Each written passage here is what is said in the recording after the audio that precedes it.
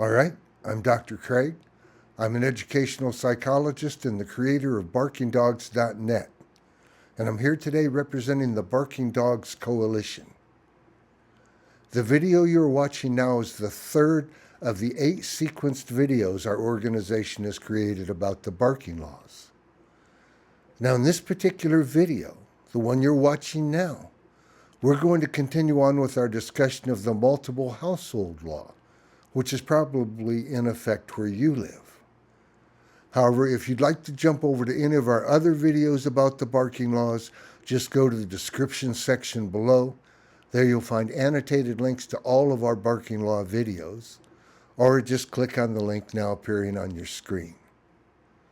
But like I said, this video is a continuation of our discussion of the multiple household law. So let's start by recapping what we covered in our first 2 videos. The multiple household law says that before the authorities will even consider taking legal action against an irresponsible dog owner, the victim must first haggle with the neighbor over the noise. Then you must write a detailed letter of complaint and file legal papers against the owner and file it with the court. After which you have to testify against the dog owner before a judge, and then, and this is the killer clause, then you have to persuade at least one, and more likely 2 of your neighbors from separate households to do the same, for a total of 2 or 3 households all ready to move in a concerted fashion to pursue a unified legal action. All that just to get the city to quiet a fucking dog, for God's sake. It's ridiculous because it amounts to a legal mandate that the victim must organize the neighborhood and spearhead a legal crusade against the irresponsible dog owners and thereby enter into what is almost certainly going to become an upsetting, energy-intensive, time-consuming, antagonistic relationship with those people. That's especially true because people who choose to force-feed the noise of their barking dog into their neighbor's home tend to skew towards the belligerent, which is to say that it is a self-selecting population with a short fuse. As you can imagine, the consequences of being forced into that kind of relationship hits the victim hard. As one veteran prosecutor put it, when one neighbor reports a barking problem to law enforcement, it starts a little war. Well, those, quote, little wars can get vicious and very scary. That is one of the most maddening aspects of the barking laws. They mandate that the victims must come out in the open as they attempt to force the authorities to enforce their unenforceable barking laws.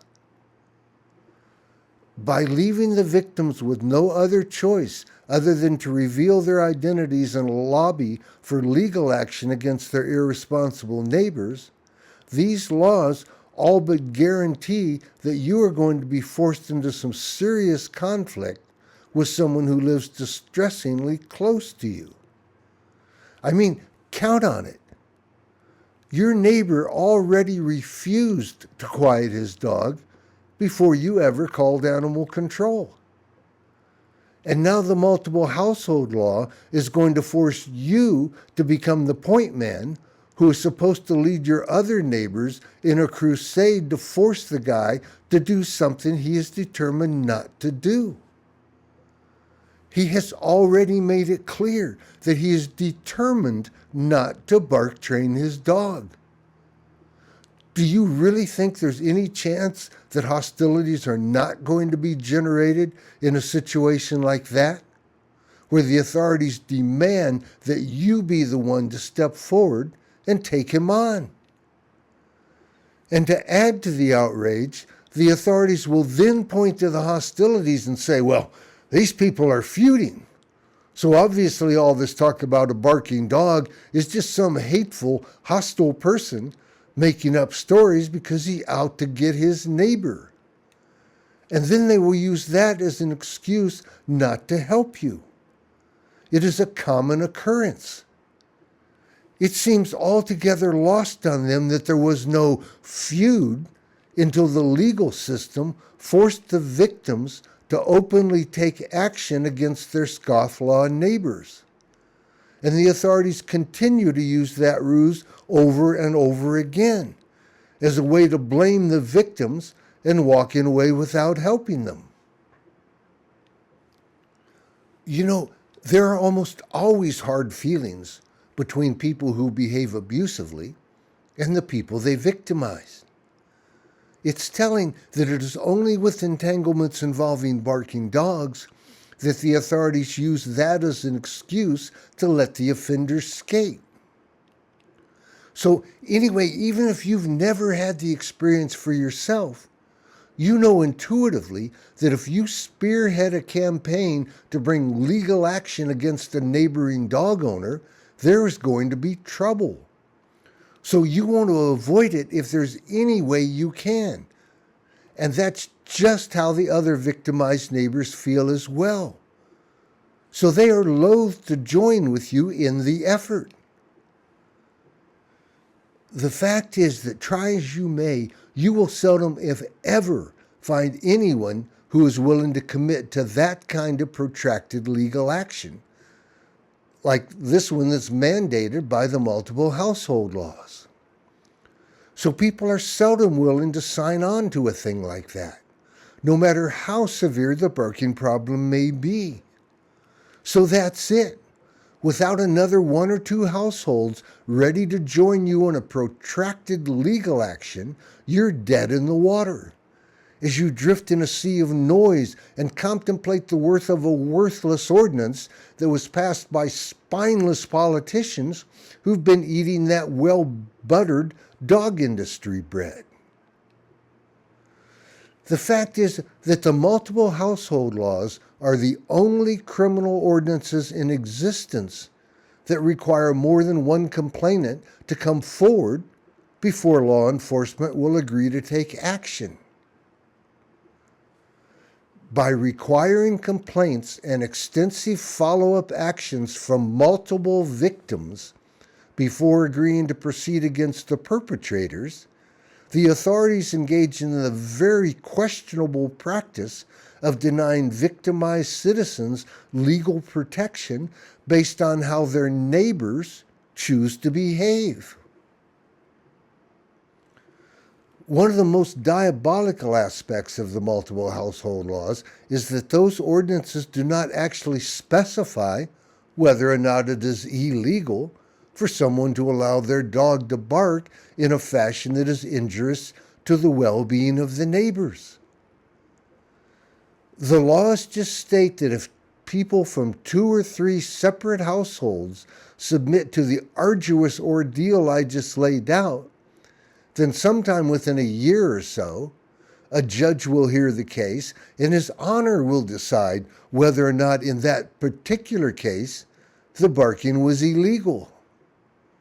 But see, the joke's on the victim, because allowing a dog to bark uncorrected is only illegal if a judge says that it's illegal. And they've stacked the deck to make it impossible for you to ever get in front of a judge to begin with. So there you have it. According to the multiple household laws, the barking of a given dog is only deemed to be excessive after a judge says that it is excessive. And it is only illegal after a judge rules that it is illegal. But notice that other than saying that chronic barking is illegal when a judge says it is, the multiple household law does not establish any standard for what is and is not an acceptable level of canine vocalization. By failing to establish a standard and a viable mechanism of enforcement, the authorities have, in effect, legalized chronic barking, in a move that robs you of all legal protection and elevates your neighbor with the barking dog to a status wherein he is above the law and beyond accountability. As a consequence of these made-to-fail laws, your neighbor can let his dogs bark all day and all night, non-stop, every day and every night, sunrise to sunset to sunrise, with no fear of law enforcement intervening. He doesn't have to let you sleep at all, ever. Just think about it. The law will allow your neighbor with his untrained dogs to make it impossible for you to ever sleep in your own home. For all practical purposes, he has the right to do that. While legally speaking, you have no right whatsoever to the expectation that you will ever again be able to sleep in your own home. Ever. His right to let his dog bark trumps your right to sleep in your home. As far as the law is concerned, your neighbor can let his dogs bark until you're numb with fatigue and screaming hysterically. He can keep it up until exhaustion and stress destroy your marriage and your children are failing in school and suffering from chronic exhaustion. That's the way the multiple household ordinance work. It's not what you'd call a victim-friendly law. In fact, as long as his dog's voice is the vehicle by which he delivers the damage, then for all practical purposes, under the multiple household law, there is no limit to the extent to which your neighbor can inflict injury on you and your family. And the system is structured so that legally it is somewhere between exceedingly difficult and completely impossible for you to ever do anything about it. Over the years, I personally have approached more than a dozen neighbors, and I was never able to persuade a single one to sign on to such a thing. And of course, in most places, it takes not just you and one other neighbor, but you and two other neighbors from separate households to move the thing forward, which was more than twice as many households as I was ever able to mobilize. Even if you did somehow manage to get the court to hear your complaint, it could take more than a year to get your case heard. And the dog owner is free to let his dog continue barking all that time. For that matter, even if the judge rules against the dog owner and fines him, that's still not going to stop the barking. Because levying a fine against the owner and quieting the dog are two very different things. All right, in a few seconds, a link will appear on your screen.